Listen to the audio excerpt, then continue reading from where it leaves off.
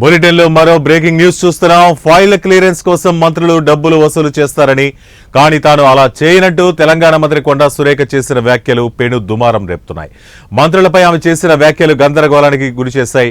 అయితే ఈ కామెంట్స్ పై మరోసారి స్పందించారు మంత్రి కొండా సురేఖ. తన వ్యాఖ్యలను పూర్తిగా వక్రీకరించారన్నారు. మంత్రులు కమిషన్ తీసుకుంటున్నారని కామన్ గా చెప్పారన్నారు. ఇక బీఆర్ఎస్ పెయిడ్ వాళ్లు కావాలని దీన్ని తప్పుడు ప్రచారం చేస్తున్నారని ఫైర్ అయ్యారు.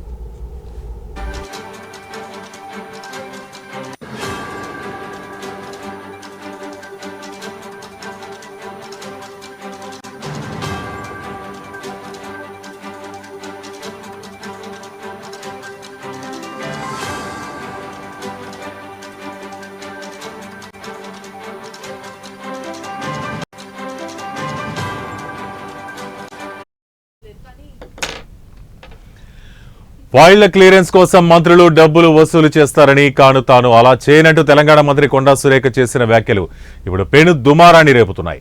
మంత్రులపై ఆమె చేసిన వ్యాఖ్యలు గందరగోళానికి దారితీశాయి. అయితే ఈ కామెంట్స్ పై మరోసారి స్పందించారు మంత్రి కొండా సురేఖ.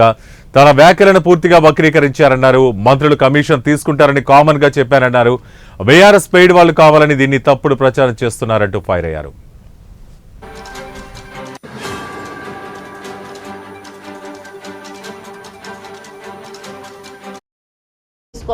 ఈరోజు కోట్ల రూపాయలు వాళ్ళు ఇచ్చినాం. ఫస్ట్ రోజే వాళ్ళకి డ్రెస్సెస్ ఇచ్చినాం. స్కూల్స్లో రాకముందే స్కూల్స్ రిపేర్స్ చేపించి పెట్టినాం, టాయిలెట్స్ చేపించి పెట్టినాం. అదేవిధంగా మహిళలను ఈరోజు ముందుకు తీసుకొచ్చి మహిళా శక్తి క్యాంటీన్లు పెట్టి వాళ్ళ ద్వారానే కొనుగోలు కేంద్రాలను పెట్టి ఈ విధంగా మహిళలను కూడా ఎంకరేజ్ చేస్తూ ఉన్నాం. ఈరోజు మేము జాబ్ మేళాలు పెట్టి ఈరోజు వాళ్లకు 60,000 మందికి దాదాపుగా యువ వికాసం కింద మేము లోన్లు ఇప్పించే కార్యక్రమం చేస్తూ ఉన్నాం. వీటన్నిటిలో మేము ఎక్కడన్నా టీఆర్ఎస్ వాళ్ళని పక్కన పెట్టండి, కాంగ్రెస్ వాళ్ళను చెయ్యండి అని చెప్పి మేము అడుగుతూ ఉన్నామా?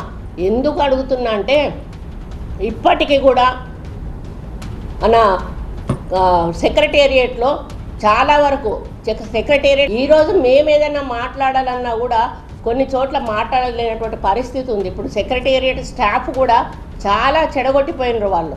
ఇప్పుడు వాళ్ళు ఏమంటారు, వాళ్ళు చేసింది వాళ్ళు మా మీద రుద్దే ప్రయత్నం చేస్తూ ఉన్నారు. మీరు పర్సంటేజీలు తీసుకున్నారు, మీరు పర్సంటేజీలు లేని పనులు చేయలేదు, మీరు సెలెక్టెడ్ ఫైల్స్ని మాత్రమే మీరు తీసుకొచ్చి మీరు కేసులో ఫైల్స్ ఏమన్నా ఒకటన్నా క్లియర్ చేశారా? చాలా వందల ఫైల్స్ పెండింగ్ ఉన్నాయి. దానికో రూలు రెగ్యులేషన్ ఉంటుంది. ఒక 6 నెలల తర్వాత వాళ్ళని రీఇన్స్టేట్ చేయాలి.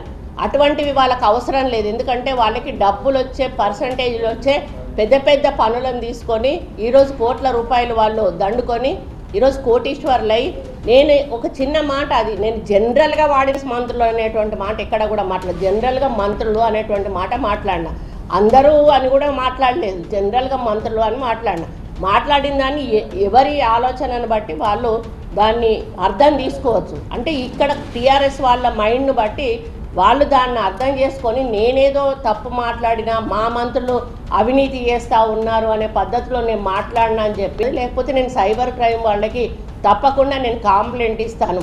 ఇది మీ ఎట్లంటే తొండముదిరి ఊసర వెళ్ళి అయినట్టుగా ఈ టీఆర్ఎస్ ట్రోల్స్ ఏవైతే ఉన్నాయో, టీఆర్ఎస్ పెయిడ్ బ్యాచ్ ఏదైతే ఉందో వాళ్ళు మరీ దారుణంగా, కనీసం వాళ్ళు మనుషుల పశువులా కూడా అర్థం కానటువంటి పరిస్థితిలో వాళ్ళు ఉన్నారు. వాళ్ళకు కుటుంబాలు ఉన్నాయి, వాళ్ళకు అక్కా చెల్లెళ్ళు ఉన్నారు. ఇచ్చినాం. ఫస్ట్ రోజే వాళ్ళకి డ్రెస్సెస్ ఇచ్చినాం. స్కూల్స్లో రాకముందే స్కూల్స్ రిపేర్స్ చేపించి పెట్టినాం, టాయిలెట్స్ చేపించి పెట్టినాం. అదేవిధంగా మహిళలను ఈరోజు ముందుకు తీసుకొచ్చి మహిళా శక్తి క్యాంటీన్లు పెట్టి వాళ్ళ ద్వారానే కొనుగోలు కేంద్రాలను పెట్టి ఈ విధంగా మహిళలను కూడా ఎంకరేజ్ చేస్తూ ఉన్నాం. ఈరోజు మేము జాబ్ మేళాలు పెట్టి ఈరోజు వాళ్లకు 60,000 మందికి దాదాపుగా యువ వికాసం కింద మేము లోన్లు ఇప్పించే కార్యక్రమం చేస్తూ ఉన్నాం. వీటన్నిటిలో మేము ఎక్కడన్నా టీఆర్ఎస్ వాళ్ళని పక్కన పెట్టండి, కాంగ్రెస్ వాళ్ళను చెయ్యండి అని చెప్పి మేము అడుగుతూ ఉన్నామా? ఎందుకు అడుగుతున్నా అంటే ఇప్పటికీ కూడా మన సెక్రటేరియట్లో చాలా వరకు సెక్రటేరియట్ ఈరోజు మేము ఏదైనా మాట్లాడాలన్నా కూడా కొన్ని చోట్ల మాట్లాడలేనటువంటి పరిస్థితి ఉంది. ఇప్పుడు సెక్రటేరియట్ స్టాఫ్ కూడా చాలా చెడగొట్టిపోయినారు వాళ్ళు. ఇప్పుడు వాళ్ళు ఏమంటారు, వాళ్ళు చేసింది వాళ్ళు మా మీద రుద్దే ప్రయత్నం చేస్తూ